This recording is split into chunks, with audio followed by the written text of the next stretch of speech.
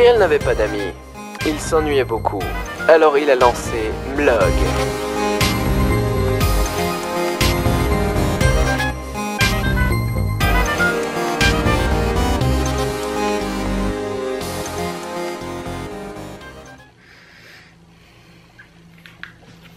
Ok, ça marche, il vient de passer 15 minutes à se mettre à jour, c'est ultra chiant les mises à jour parce que c'est très lent.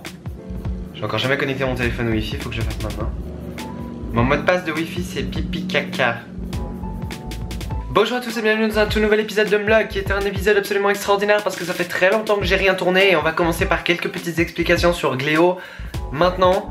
Donc vous avez vu que Gléo est un petit peu déréglé mais c'est terminé puisque le hip-hop est officiellement bouclé. Et du coup, c'est terminé. On va plus faire de chenilles comme ça et on va pouvoir continuer nos vidéos de manière beaucoup plus régulière et mieux. Et je sais déjà sur quoi se portera le prochain épisode, donc abonnez-vous si ça vous intéresse. On va parler des casques et plus particulièrement des Parrot Zik mes genoux. Voilà, parce que j'en ai eu deux et ça méritait d'en parler. Mon lit est complètement défait. Ah, ça fait longtemps que j'ai rien filmé. Ça fait du bien. J'étais malade pendant les 2 semaines précédentes, genre vraiment malade. Et du coup, je peux pas faire de vidéo quand je suis malade comme ça. Là, vous pouvez peut-être entendre que c'est pas encore parfait, mais c'est déjà beaucoup mieux. Bon, aujourd'hui, vous n'êtes probablement pas venu pour rien parce que le titre de cette vidéo est tout à fait accrocheur puisqu'on va parler de cette chose très intéressante que sont les Raspberry Pi. Donc, je vous propose que l'on mange de la tarte à la framboise tous ensemble et avec cœur et bonne humeur. J'ai dépensé tout mon fric dans un GorillaPod, je sais pas si vous savez, c'est un espèce de trépied petit comme ça et qui est flexible et on peut le mettre dans tous les sens et c'est très rigolo pour mon appareil photo. Voilà, ça coûte juste 150 francs mais c'est rigolo. Donc j'ai reçu ma boîte que j'ai commandée il y a très longtemps mais que je viens de recevoir maintenant. Enfin, c'est que j'étais malade donc je suis pas allé la chercher. Mesdames et messieurs, ensemble nous allons découvrir une découverte qui découvre. Ouais, je vais essayer de trouver un angle de caméra plus sympa. Voilà, c'est à peu près bien. Donc c'est une boîte en carton que j'ai commandée, je ne me rappelle absolument pas où. Donc ne me demandez pas. Et il y a plein de choses vraiment fantastiques dans cette boîte en carton, telles que des petits coussinets de plastique, un autre petit coussinet de plastique et d'autres boîtes en carton. Donc je vais essayer d'allumer les lumières. Le problème c'est que je n'ai pas encore configuré mon machin. Ne me force pas à aller cliquer le bouton parce que j'ai mieux à faire. Voilà, je dois aller cliquer le bouton. C'est où? C'est là. Voilà. Button pushed. Oh non!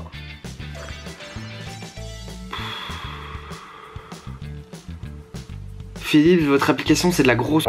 Mais de la grosse. Mais je vous dis pas à quel point c'est de la grosse.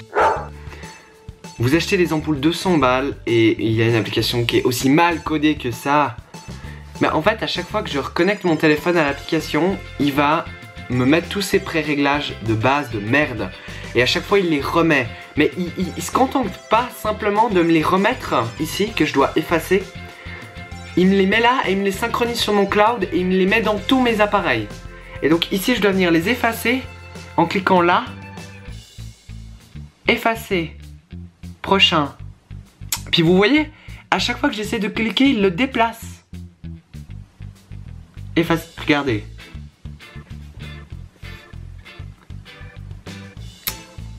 Et je vais devoir le faire sur tous mes appareils.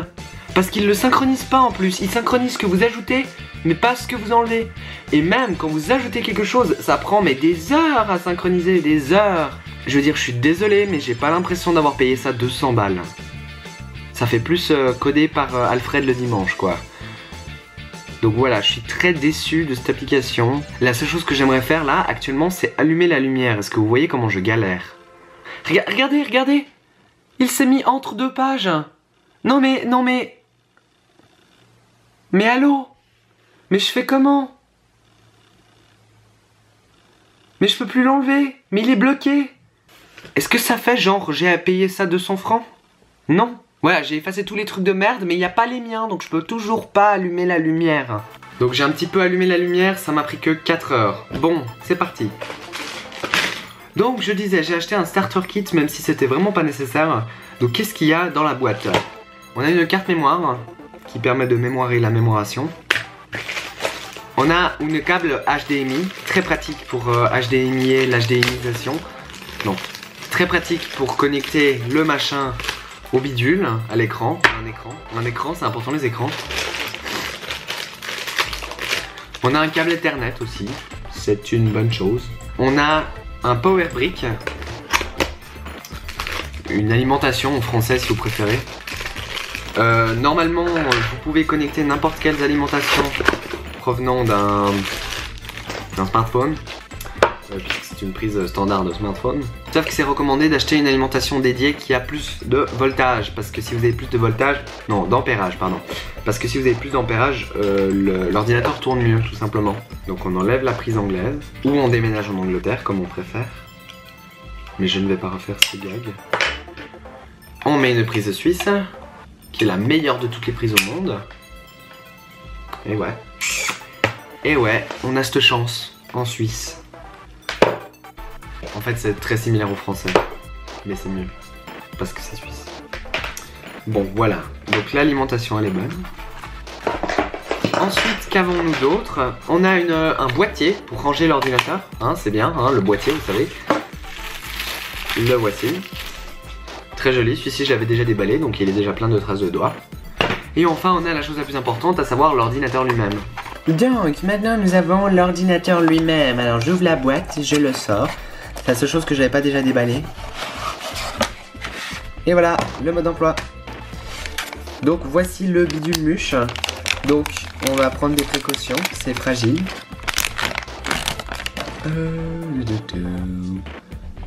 Et voici le Raspberry Pi 3 dans son modèle B. Je sais pas c'est quoi le modèle B.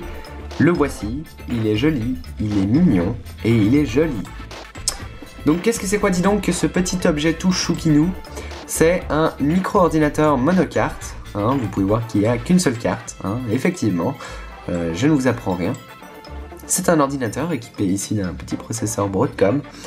Ceci est probablement de la mémoire RAM, je pense, j'en sais rien en réalité. Donc ici nous avons un port Ethernet, quelque chose que même les récents Mac n'ont pas. Des ports USB, 4 ports USB, c'est assez bien, 4, hein, c'est un bon nombre. Ici nous avons le port pour l'alimentation, un port HDMI pour HDMI et l'HDMIsation comme je vous ai expliqué plus tôt, et un port jack audio pour le son, parce que le son c'est bon. Ah oui, et puis le dernier détail assez important, ici on peut glisser une carte micro SD pour le stockage en fait. Le stockage interne. Et aussi très intéressant, nous avons ces deux petits ports blancs là, ici et ici, qui permettent de connecter des caméras et des écrans tactiles. Parce que pourquoi pas. Et là on a toute une série de pins qui peut être entièrement programmée pour différentes choses. Je n'ai aucun exemple, mais vous pouvez faire à peu près ce que vous voulez avec ces pins. C'est assez chouette. Alors, on a l'ordinateur là. Je vais le rentrer dans la boîte, je ne sais pas du tout comment, mais je vais le faire. Hop là. Donc, monsieur. Ploup. Ici vient se mettre l'HDMI. Voilà, donc il rentre comme ça. Il doit y avoir une technique secrète pour le rentrer là-dedans, mais j'ai pas trouvé. L'ordinateur est dans la boîte, donc ici on peut mettre différents trucs ou on peut refermer. Ça dépend de l'humeur de votre grand-père. Moi, mon grand-père, il a dit que je devais fermer, alors je ferme. Et voilà, j'ai un micro-ordinateur très petit. Bien, donc le Raspberry Pi est là. Et je vais l'installer. Donc voici le chargeur, regardez il est beau, il a un petit logo dessus, forcément ça, voilà. Il y a la petite framboise du Raspberry Pi dessus, très joli. Avec un câble pas très long, mais suffisamment long pour faire des choses, voyez. Donc je vais aller brancher le câble. Qu'est-ce que vous pouvez installer comme système d'exploitation dessus? Donc Raspbian, c'est le truc par défaut que je vais mettre moi. Mais vous pouvez mettre Windows, c'est possible. Je ne garantis pas que ça tourne correctement, donc c'est pour ça que je le fais pas. Mais on peut mettre Windows. On peut mettre des très vieilles versions de macOS, genre macOS 6. Ça n'existe pas, mais ça s'appelait autrement. Mais on peut mettre des très vieux trucs. On peut installer beaucoup de versions de Linux différentes. On peut mettre Android. Donc je vais sans plus tarder le connecter à l'HDMI. Comment on fait? Comme ça? C'est beau. Mise au point moi. Donc je vais prendre la petite carte micro SD qui fait 16 Go, ça suffit amplement à mettre n'importe quoi. Donc en fait ce qu'il va falloir faire c'est créer une image sur une carte SD. Là on va faire une image de noobs qui est un système qui va vous permettre d'installer le système que vous voulez. Donc normalement, dès qu'on va lancer l'appareil, le Raspberry, il va tout de suite nous demander quel système on veut et on peut choisir d'après une petite liste et puis on clique et c'est bon, c'est installé. Donc il existe plusieurs modèles du Raspberry Pi. Voilà, donc il y a le Pi 2, il y a le Pi 3, il y a le Pi 1, modèle A+, il y a le Pi 0. Moi c'est le modèle B Pi 3 qui a le Bluetooth, je ne savais pas et c'est très bien parce que ça veut dire que je vais pouvoir brancher un clavier Bluetooth, même si j'en ai pas en fait, mais je vais pouvoir le faire. D'ailleurs en parlant de clavier, c'est très important que vous ayez un clavier sous la main. Bon, j'ai une souris, ça fera l'affaire pour l'instant. Donc je vais prendre ma souris et la brancher. Et il a le Wi-Fi. Il a un Ethernet donc qui est un 100 gigabits seulement, pas plus malheureusement. 100 mégabits seconde, pardon. Et il a donc un processeur 64 bits, quad-core. C'est un ARM V8 à 1,2 GHz. Ça paraît pas mal.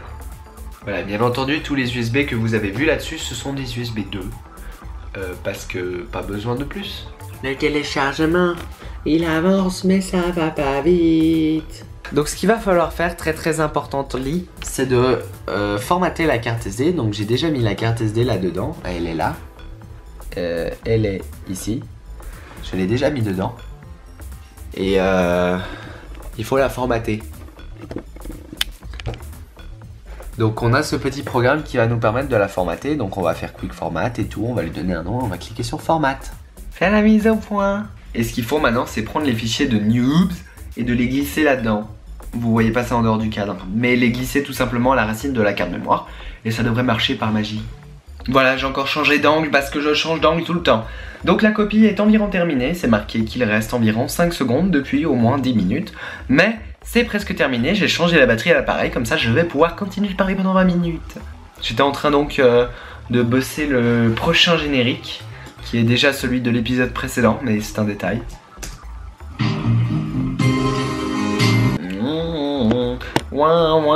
La voilà. Donc nous voici dans votre angle préféré, je le sais, hein, je sais que c'est votre angle préféré. Je vais insérer la carte mémoire dans le Raspberry Pi. Ah mais je sais pas si c'est l'HDMI 1 ou 2, comment je pourrais savoir? C'est écrit derrière, c'est le 1, il est branché. Ça me fait un très joli arc-en-ciel. Je peux donc le connecter à mon Wi-Fi, ce que je vais faire. Ah merde, j'ai oublié de brancher un clavier. Yeah! Donc ici, hop, vous voyez, tous les systèmes d'exploitation ont popé. Donc, enfin, c'est ceux qui recommandent, hein, mais il y en a plein d'autres. Donc il y a OSMC, qui est un Media Center open source très sympa. Là, il permet de faire des partitions.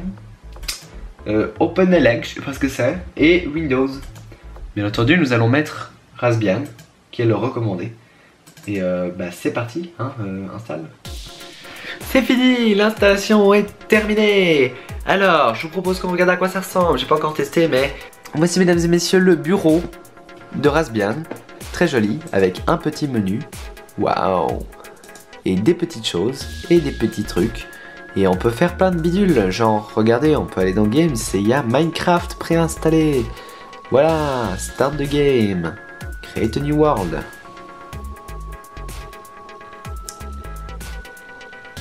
Regardez, je joue à Minecraft.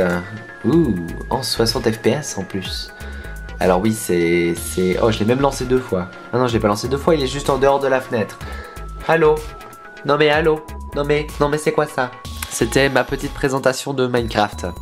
Et il y a plein d'autres trucs, hein. Vous pouvez aller sur l'internet avec l'Epiphany Web Browser. Magnifique. Enter. Waouh! Regardez, mon site s'affiche. Alors c'est pas ultra rapide, mais c'est pas fait pour, hein. Mon site est assez lourd, donc je suis déjà surpris que ça fonctionne. Oh, il détecte le visage de Moïse. Genre, YouTube ça marche. Putain, YouTube ça marche. YouTube ça marche, même les pubs ça marche. C'est magnifique, c'est magnifique, c'est magnifique. On peut aller sur mon Twitter. Waouh, c'est trop bien, c'est mon Twitter. Alors c'est un peu une version vétuste de Twitter, mais c'est Twitter. Voilà, donc ce qui est important avec cet ordinateur, c'est qu'il est conçu pour les gens créatifs. Oh, vous avez vu comme il fait beau? Je disais, cet ordinateur est conçu pour les gens créatifs, hein, avec vraiment la possibilité de faire énormément de choses, d'avoir plein d'idées et tout. Donc moi je pense que je vais bientôt faire un épisode de vlog, bientôt, où je vais trouver une utilité tout simplement à ce Raspberry Pi. Aujourd'hui c'était un peu l'unboxing et la mise en route, et ça fonctionne très très bien. Je savais même pas qu'il y avait le Wi-Fi, donc c'est une bonne chose parce que j'ai pas besoin de connecter un câble Ethernet comme ça. Je suis plutôt impressionné par la qualité du bidule, c'est assez rapide et ça fait son job. Donc je vous proposerai probablement bientôt une vidéo dédiée à ça, un vlog dédié à ça, où on va voir un peu ce qu'on peut faire avec et tester différentes options. Pour l'instant je vais m'arrêter là, j'espère que cette vidéo vous a plu, n'hésitez pas à vous abonner pour voir quand la suite arrive. N'oubliez pas que l'épisode prochain on va parler de casques et plus précisément des Parrot Zik 2.0 et 3.0. Qui sont des casques connectés Bluetooth et qui font plein de trucs chouettes et qui sont très chers. Et voilà, et n'hésitez pas à poster tous les commentaires que vous voulez, je répondrai tout au mieux que je peux. Je me rappelle plus où je l'ai commandé le truc, donc je peux pas vous mettre de lien ou quoi que ce soit, mais ça se trouve un peu n'importe où. Il suffit de chercher. Et voilà, allez, à bientôt. Si vous aussi vous avez un Raspberry Pi, n'hésitez pas à m'envoyer des liens vers ce que vous avez fait avec. Je regarde très volontiers et je vous dis à bientôt. Parce que je pense que même si les trépieds c'est vraiment fun, c'est pas non plus toute la vie. Et dans la vie il faut d'autres choses que les trépieds. Bonjour et bienvenue dans la vidéo la plus bruitée de l'histoire des vidéos bruitées. Salut. Ah ouais, c'est la définition même du bruit.